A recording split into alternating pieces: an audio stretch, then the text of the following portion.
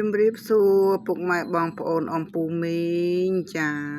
នាំអារម្មណ៍ពុកម៉ែបងប្អូនមកមើលនៅតាមវាលស្រុកស្រែចំការដែលគ្រួសារមួយគាត់ដាំដំណាំដូងចាគឺប្រើទៅដោយជីធម្មជាតិចាមិនប្រើទេគីមីចាសូម្បីតែដំណាំគាត់នៅអែបលបងផ្ទះនេះដោយសារផ្ទះគាត់ធ្វើលបង2ជាន់ណាបងប្អូនណាចាអញ្ចឹងការលបងឯផ្ទះនេះគាត់ដាក់ទៅដល់ទន្ទឹមផ្លែរយីងរយោងតែម្ដងហើយនេះគឺក្រូចគឺក្រូចតែជ្រក់ណាបងប្អូនចាបន្ទាប់មកគឺទន្ទឹមទៀតហើយដើមដែលខ្ពស់សន្លឹមនេះ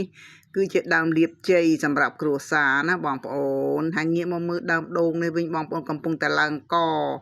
ចាឡើងកហើយអាខ្លះក៏ឡើងកអាខ្លះក៏ឡើងក្តឹបអាខ្លះ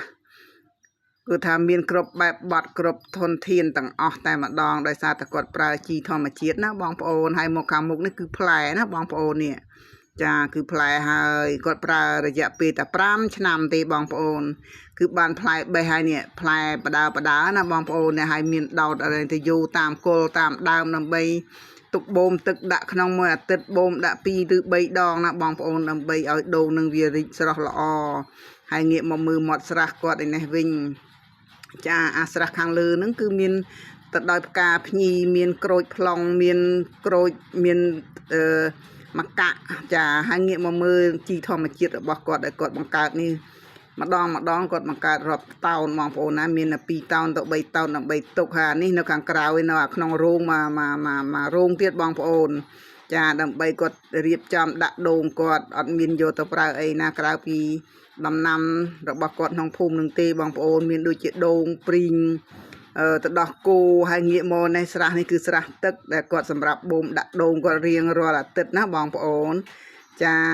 បូមដាក់រៀងរាល់អាទិត្យហើយប្រយោជន៍មាន2បងប្អូនឃើញទេនោះកំពុងតែអូសក្រប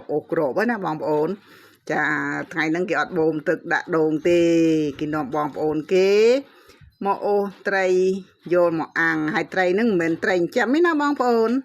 ចាត្រីហ្នឹងគឺជាត្រីធម្មជាតិត្រីដែងត្រីទួកត្រីក្រាញ់អីហ្នឹងបងប្អូនអត់មានត្រីចិញ្ចឹមទេត្រីធម្មជាតិដែលវាហូរចូលខែប្រាសាទទេណាបងប្អូនណាចាអញ្ចឹងបងប្អូនមកមើលទាំងអស់គ្នាហើយមកងាកមកមើលបន្លែវិញបងប្អូនណានេះគឺជាដើម